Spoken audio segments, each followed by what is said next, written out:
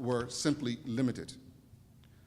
Our fiscal house is in order.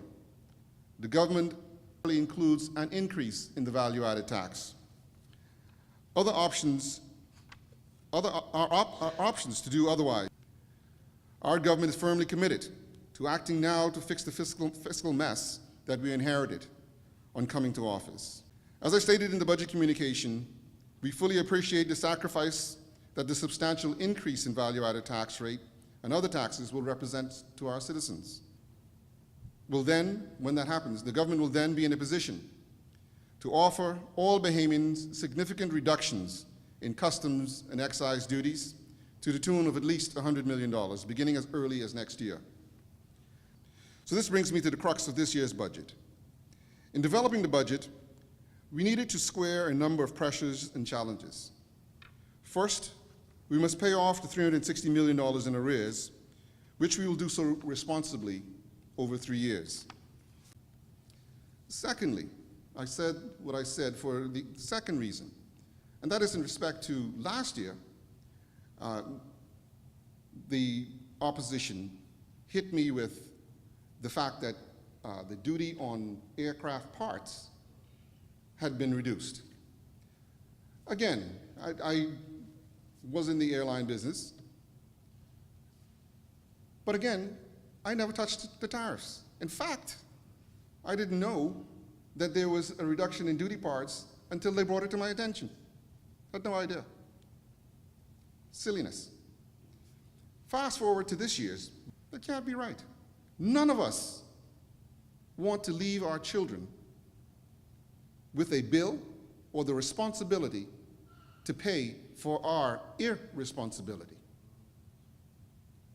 We can't do that. And so we cannot push this can down the road anymore. We need to face the reality. We have consumed the good of this land. We've benefited from the good of this land. It's time to pay. Some of it is not ours. Some of it belongs to generations before us. Well, you know what happened, right? Immediately, everybody clammed up. They were downgraded. Nobody's going to lend them money anymore. And so now they're dependent on the IMF. And if you were to do your research, you'd find that when the IMF gets involved, nothing good comes out of that.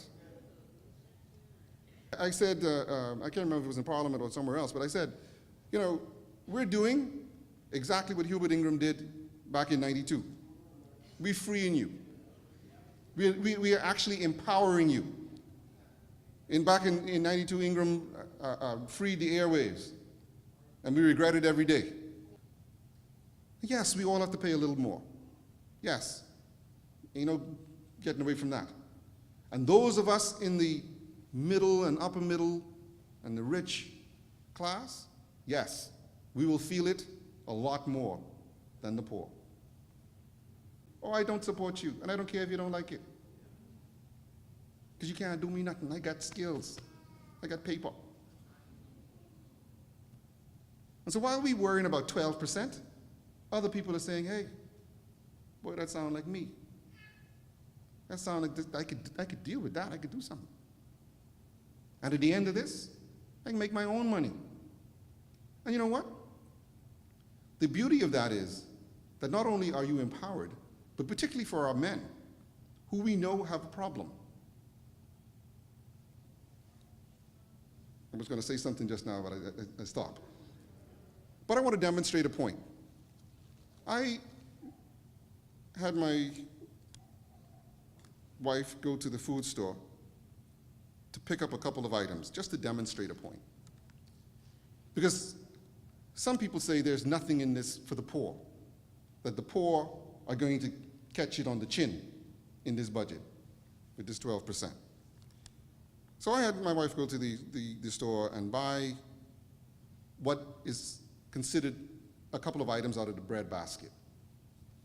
And so I had to buy some tuna, some Quaker's grits, and yes, some corned beef.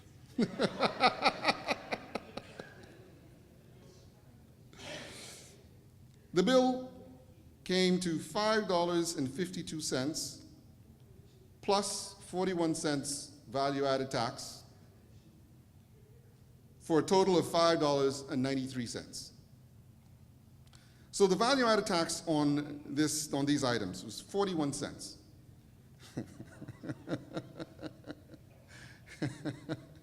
41 cents. That's at least 2 meals. Tuna for breakfast, corned beef for grits. And you know, people laugh at that, by the way. But the reality is, this is what people eat. Oh yeah, oh yeah, oh yeah. People, listen, it is, you call it the bread basket, because that is what a lot of people eat. And I'm not saying it's healthy. Trust me, I'm not saying it's healthy. So 41 cents on these 3 items that, quote unquote, are in the bread basket. And so I times that by 7 days for 7 meals. And you can make up whatever combination of meal you want, it doesn't matter. The 7 days. That gives you a savings for the week of $2.87 if you consider the VAT at 7.5%. For a year, it represents a savings of $149.24 that the average working class, lower income family will save as a result of the removal of VAT at the current rate on these items. If I use it at the 12% rate, it works out to be $241 that you will save on an annual basis for a small family. Right?